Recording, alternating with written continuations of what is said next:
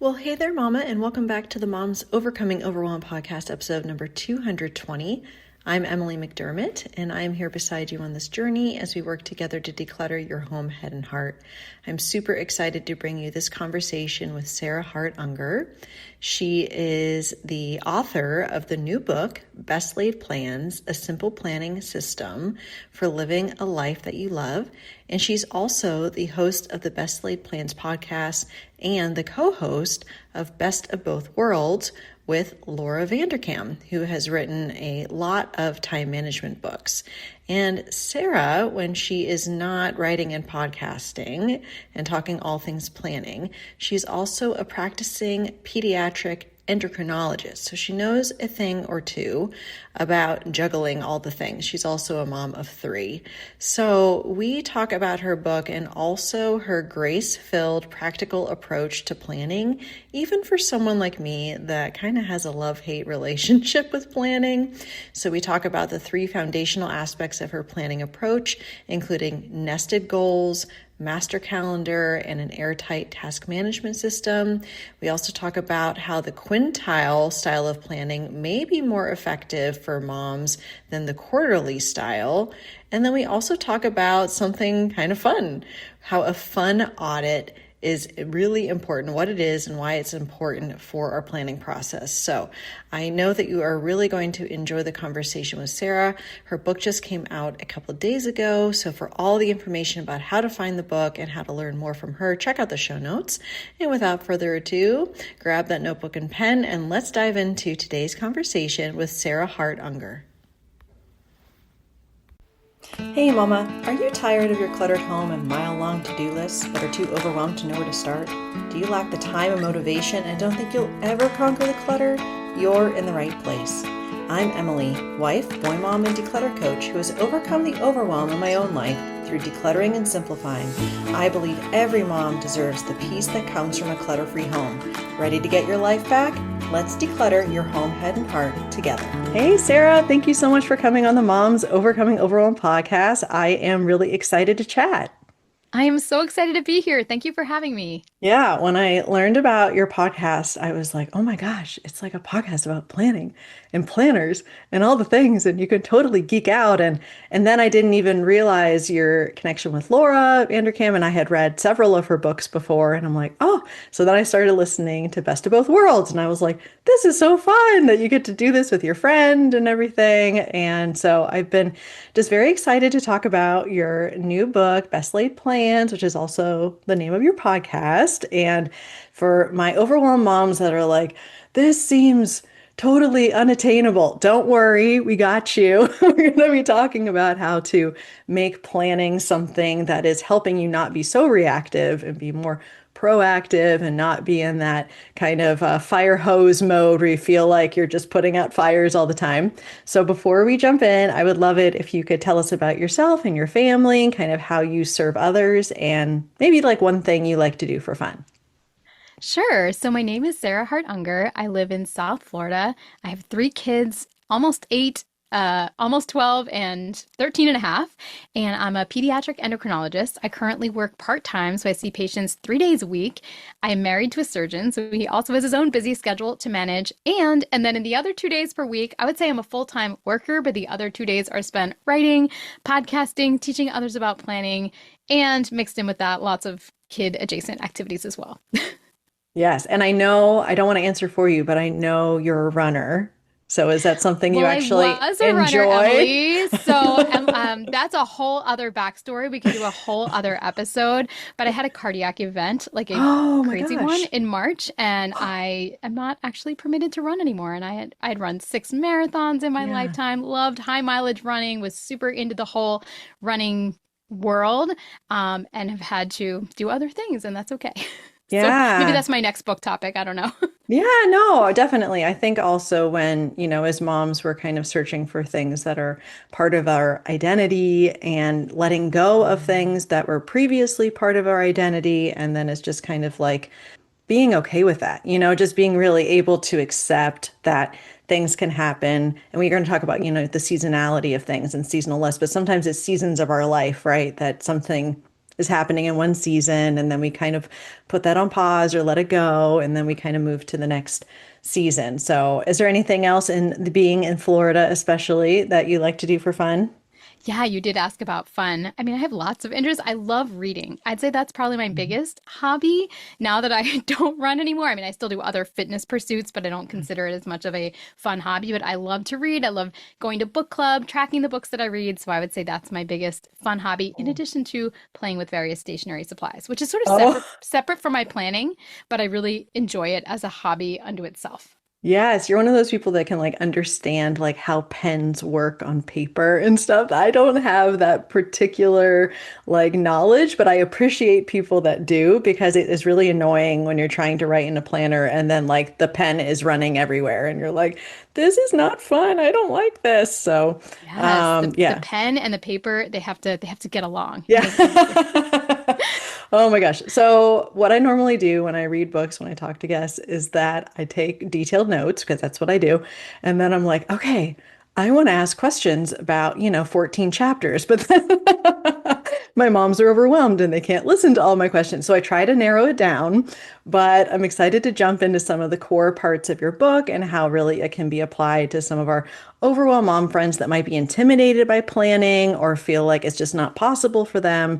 And one of the core kind of foundational things that you talk about when it comes to more of like the goal setting and planning is the nested goals. And I had never heard of that, but I thought of like the Russian dolls, with the nesting. So can you explain like what that is and why it's kind of foundational to your approach?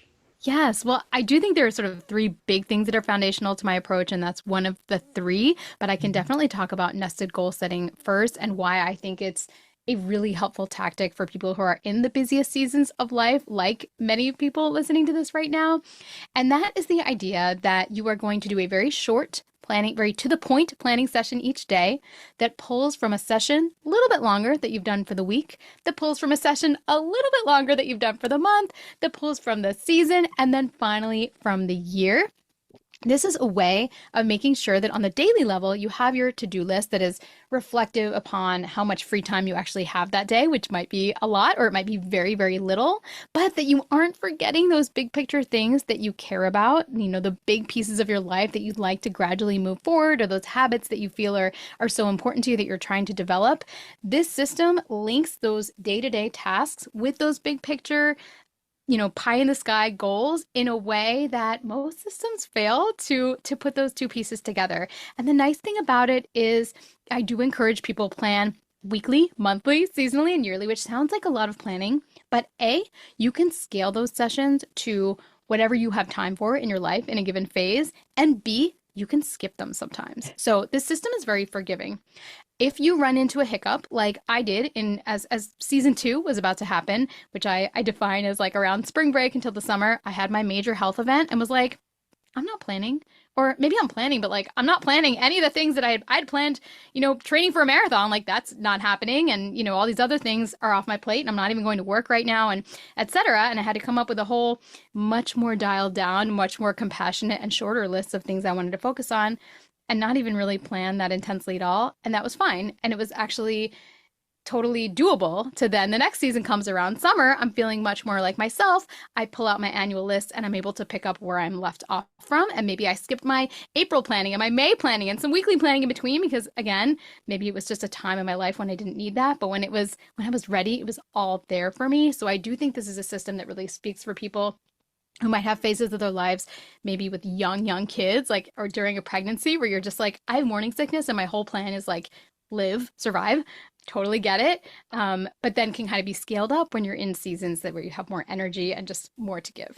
Yeah, and I love the permission slip of that because a lot of times my perfectionist nature is like, well, I'm not doing it right, and I just got my planner for, 2026, and I'm like, okay, so this is the year that, we start telling ourselves these stories, but just being able to have like the overarching understanding of what we want in a year and then recognizing like it doesn't have to be exactly this. Like you said, kind of having that grace for yourself and knowing that it can still be flexible. And the energy aspect, I loved that in the book you were very cognizant of capacity. I talk a lot about capacity when it comes even to decluttering, which is normally what we talk about, because depending on your season of life, you might have on your to-do list, which was mine for a while, keep kids alive, you know? And as long as I got that one thing done, I was winning, life. But Literally, when they're in that toddler phase where they're trying to bang their head against everything, I mean, you try doing anything else. It's it's if someone impossible. else is not on your kid, then that Yeah. is all you're doing, and that's your entire list. And I just, on the topic of perfectionism, I see this rearing its head in two different ways. And actually, perfectionism makes an entry into two chapters. One is that people get perfectionistic with their systems themselves, and I highly encourage you not to. If you buy a pretty planner, write in it. If it helps you to like scribble in it immediately so that you've Mhm. broken the seal, I encourage you to do that. But these tools are to use and not be precious about, and figure out how to use them the best way for you. So being perfect really has no place in your planning rituals. But then also, as you are setting goals for yourself, if something didn't work out on a given season, one of the things I always tell people to do as they're starting the next season, let's say, is to look back and say, what didn't happen? And not to look at that list as a report card or think like, what didn't I do? I'm obviously, not functioning. I give up. But instead be like, oh, let's have an air of curiosity as we look at this list. I wanted to declutter the entire house in the month of March. Well, okay, maybe I could not set a goal quite so large next time. And maybe I need to make things smaller, or maybe I've just decided my kids are too young for decluttering to even make it on my list this year. So you're always, reevaluating instead of treating your goals as something fixed that you're either going to win and be perfect about, or, lose and then give up the whole system. Yeah, and that's something I've really had to learn. One of the sayings I love is data over drama, which is really kind of like the having the Ooh, I like curiosity. that. Yeah, and like, oh, that's interesting. Like, huh, I wonder why that didn't work. Because I also think kind of what I'm modeling when it comes to my kids. My boys are 7 and 9, and just really when it comes to when things don't go the way that they planned them to go, like how they're reacting and then reflecting on how I react when things don't go as planned, which happens a lot as a mom in a given day. So like, huh, that's interesting that that went that way. I wonder how I can do it differently, or what I can learn. And so I think it's just really important, especially when we're approaching these goals with grace, just like, okay, it doesn't have to look a certain way. And if it goes differently, then we have, like you said, that spirit of curiosity rather than that self-judgment, because we judge ourselves plenty as moms. So let's try to give ourselves grace in as many places as we can. Yes, I love that. Yeah. So I actually didn't have this in my question list, but I would love if you could mention the other two aspects of your foundational system, because I think especially the task management aspect is where a lot of my mamas get really nervous, because lots of my listeners have ADHD or executive functioning issues. And so they're like, oh, how can I make it airtight? Because it doesn't ever feel airtight. It feels like a colander. And it And feels when like it's there's, not airtight, it is so stressful. There is yeah. nothing more stressful than feeling like you have a lot to do and not knowing exactly what it is, or not feeling like you've captured it anywhere that you know where to look. So I think paying a lot of attention to this step is key. I'll just circle back and say the first thing that I talk about is a master calendar, or a very accurate calendar that captures all the things that you would need to know about over a given week, or really just over all time. If something is scheduled, like in terms of it is happening at X time, X day, it is captured in one place where you can see everything at once. I think that is so essential, especially for us parents and who have households that have a lot of moving parts. And I highly encourage people to figure out how they can get that all into one system. Now, I know I always get that, but my work is on Outlook and I like to plan on paper and blah, blah, blah, and I can't have my confidential work stuff on my planner. Yes, I know, me too. I'm a physician. I see patients. I cannot write my patients' names down in my planner. That would be highly frowned upon. But the way you get around that is if you have specific work hours where you're only going to be referring to your work system, capture them as work in your planner. Easy. I just make boxes when I have clinic. I'm not looking at my planner during those times. I'm looking at Epic, our electronic health record, and that's where I'm going to see what I have to do. But at least I know by looking at my one master calendar, which for me is on paper, for you might be Google Calendar, Apple, whatever. I can see, okay, on this day, I have Pilates, I'm driving the kids, I have patients, I'm meeting with that person at lunch, and I have a Zoom meeting for the kids' school field trip at night. And those are my hard landscape commitments. I can see them all in one place. And then maybe if somebody else's commitments are very much going to impact me, like if I have to pick a kid up from an activity, then their activity is definitely impacting me. That's in there too. So one place for you to look. Then the second piece, the first piece is the calendar. The second piece is airtight task management. And the third is the nested goals. But going back to airtight task management, what I mean by that is, and I go into major detail in the book about how you might do this, but you want to be extremely aware of where all of your tasks come from. Because it's probably a lot of places. I have kids in sports. Again, I work a structured job. I work an unstructured job. I have my personal life. Like I'm there with you. I have all the balls in the air.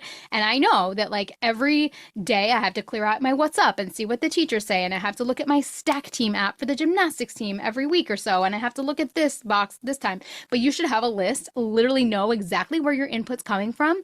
And you should have a cadence to yourself of like, if you have to put in your calendar, fine, when you're going to check each of these boxes. And then you have to be ruthless in that when you're doing these checks or like cleanouts, you're dealing with everything that's a task and you're capturing it somewhere that you know you're going to look. That could be an electronic tool like Todoist or Trello. It can be paper. I honestly use paper. So when people are like, my life is too complicated for paper, I'm like, my life is pretty complicated and I use paper. So it's not, you have to be willing to like write small and not mind writing things all over the place, but it's not like undoable for most people. But whatever your tool of choice is, you have to have a method for systematically going through those inboxes. And then anytime there is something that you have to do related to one of those items, capturing it somewhere. Yeah, and I think I loved those suggestions as far as like having an understanding of all of your inputs. Because I think that for example, we have a kiddo maybe join a soccer team, and you're like, okay, well, for the soccer team, I need Team Snap, but for the basketball team, I need Demosphere, and it's like Yep. everything is like a new app. And so I think sometimes, and then of course, we have just like the physical paper that is still coming home from the Yep. schools and checking the mailbox, although that seems pretty antiquated nowadays. That's something we still have to Except that do. every once in a while you get something like super important or like Yes. depressing, like someone in my household, not me, might have gotten a speeding ticket. And like, what if we hadn't seen that and paid it? That wouldn't have been good. Yeah, exactly. So I love that. And then, like you said, sort of the cadence for reviewing and for being able to process it. And I think that's a lot of times where some of my listeners, that's kind of like the disconnect. It's just the paper comes in and it's everywhere, or the emails are not getting checked. And so they're not sure. And it's that constant feeling of something falling through the cracks and not being able to know, or doubling up with your partner where you're both getting the emails, and so you think one person handled it and both of you handled it, or no one handled it. And so I just think, like you said, just starting with a simple list, like brain dumping all of the places where you could have some sort of request or need to put an event information from Yes, that. that's actually a very common, just like one of the tasks that that is like, especially those of us with kids, half of the emails or messages are about this is the schedule and it needs to be, that's a task. Yes, it's a scheduling item, but your task is to put that on your calendar so you know about it. Otherwise, it's going to pass you by. And the truth is, this does take time, but we often lose a lot of time if we don't do it because dealing with this stuff at the last minute is A, stressful, and B, usually much less efficient. Even just as silly as like if you need something for a school project, I'd really rather order it a couple of days in advance where it can come to my house versus have to run out to the store, at 8 o'clock at night when I want to put the kids to bed and be done with everything. So it's never fun to clean out an inbox, but it's kind of a reality for most of us.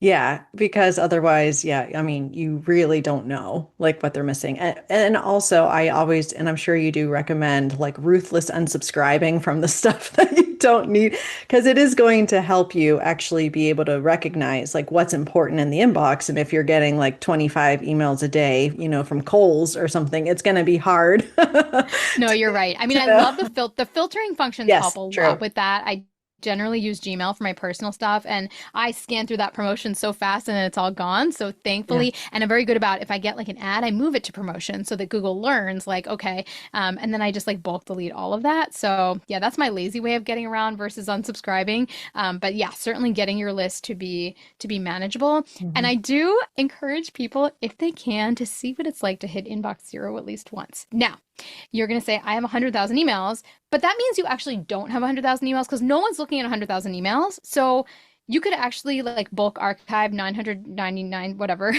99,900 of them and just have 100 and then like deal with those because truthfully, and I don't mean delete, I really mean archive so you can search for things.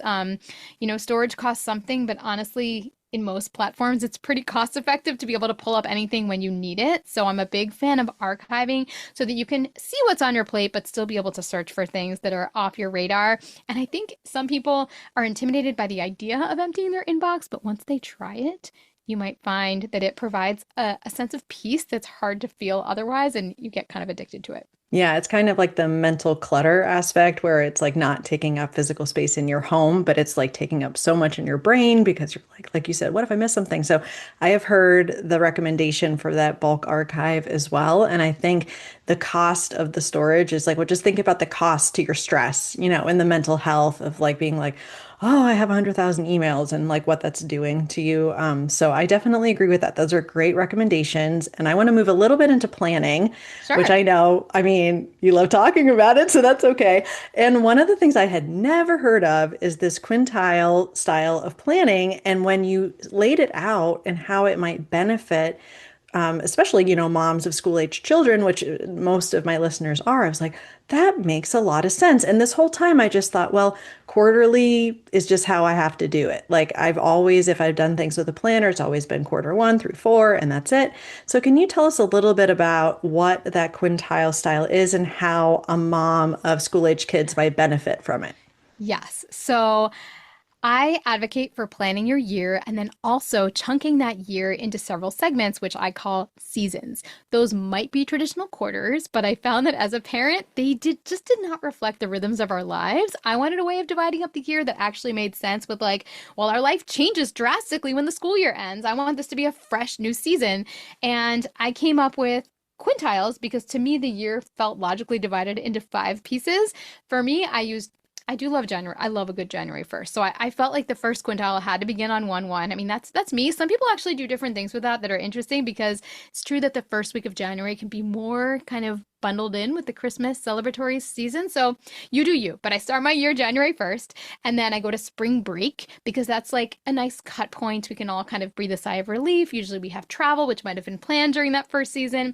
And then we all head back to school. And well, not me, but my kids head back to school. And that's kind of the push part of the year, all the performances, the playoffs, the finals, etc. Then we have our lives all changed drastically if we have school age kids the minute school gets out. So that begins quintile 3, which is the summer. Quintile 4 is back to school, so the first day of school. And then I'm in South Florida. Our school year starts like the beginning of August, basically. And so I was like, woof, August 5th or something to December 31st. That is like half the year. Like that is too much. So I divided that in two at November 1st because Thanksgiving, Christmas, like end of the year stuff. Like it just has a certain celebratory feel. Plus, as a planner, it's when a lot of people start thinking about the next year. They're purchasing their planner. They're like, when do I want to sit down with my partner and think about goals? So I call that reflection season that goes from November 1st to the end of December. And I define that as quintile 5. So that is not to say that's how you need to divide up your year. I definitely do advocate for seasonal planning as being something that most people can benefit from, but how you choose to divide up your year into seasons is up to you. I do present the quintile as one option, which for those with school age kids could be a really helpful one. And Yeah. it's like what everybody remembers about me to the point where they'll forget everything else and just be like, you're the quintile lady. I'm like, okay, yeah. If that's what you're known for, I guess there are worse things, Yeah, right? I'm cool with it. Well, I have really, like I said, I really appreciate it because that helped me kind of look at things more in the seasonality of my own life and what I'm doing with kids. And I liked how you made the recommendation, even, on a monthly basis, sort of understanding what are some of the things that are happening each month that are recurring, birthdays, anniversaries, travel, these types of things. And then having that as sort of that template. Like the other thing I was thinking of was medical appointments, like well, being in your job, that would you appreciate that. So it's like, when do the kids have to have their checkups? When do they have to have their dentist appointments? Like, when does that happen within the year? So that's kind of that reminder to me, oh, okay, well, I need to make sure I call, the pediatrician because they don't necessarily have Their school one, forms. It's always the school the forms and the school sports form. Oh, physicals.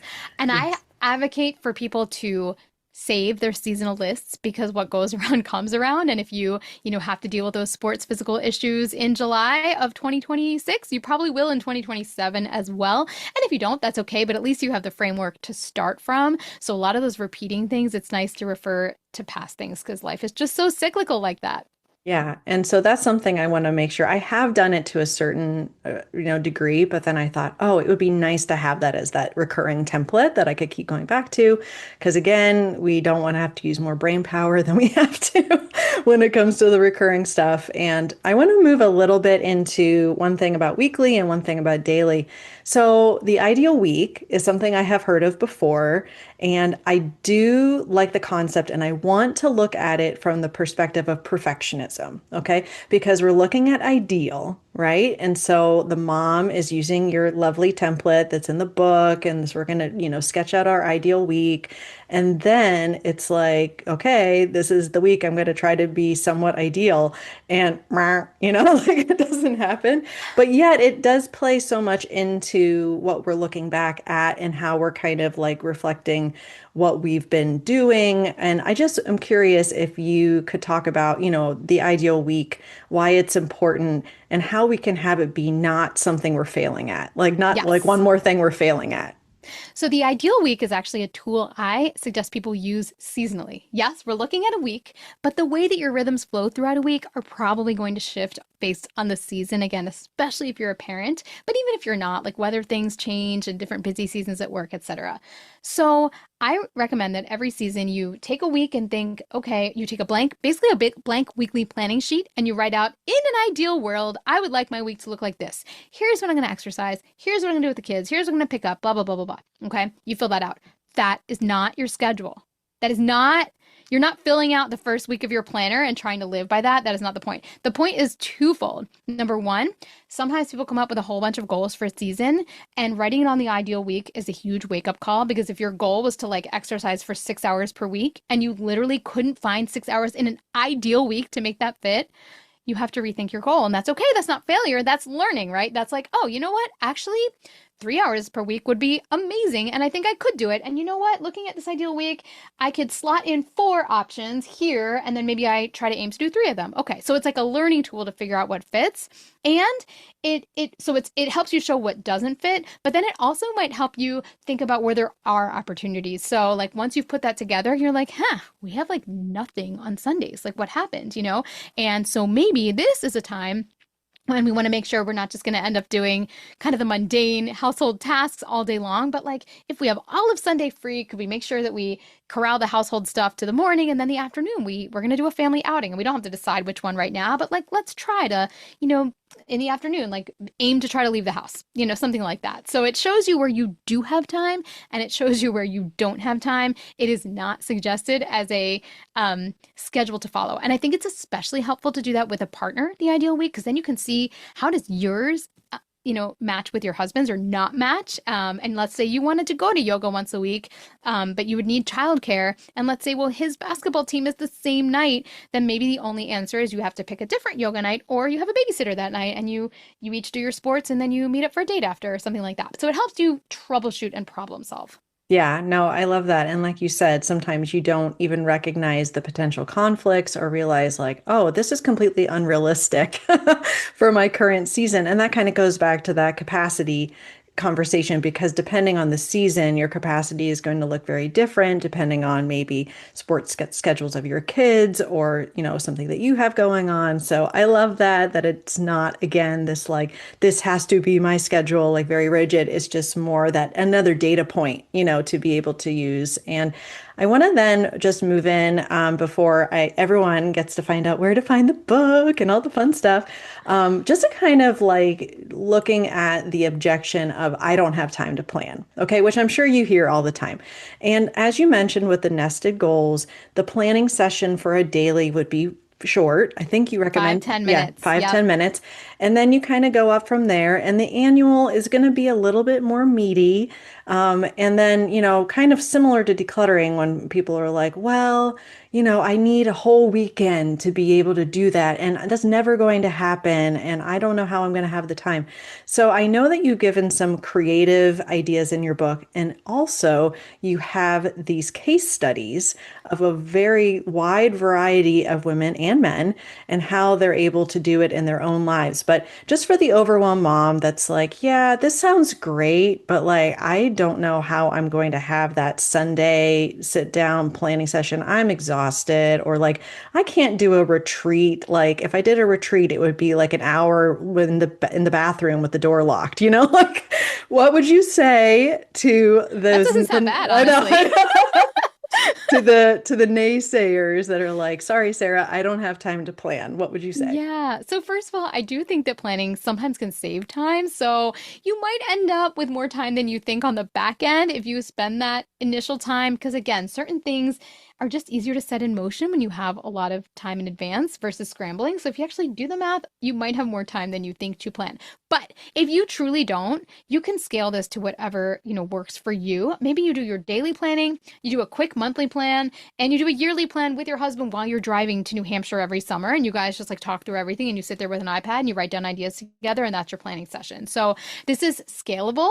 And you can also skip like seasons. Like I mentioned, I had a bad season health wise, and I'm like, we're not planning right now, and we will resume in the next season and we will take a break. That can be you as well. So I encourage you to be as flexible with the situation, with the system as you want. And yes, in the case studies, you will hear from people who use various aspects of my system or items, I guess, inspired by my system, because they're all people who have listened to me or worked with me over the years.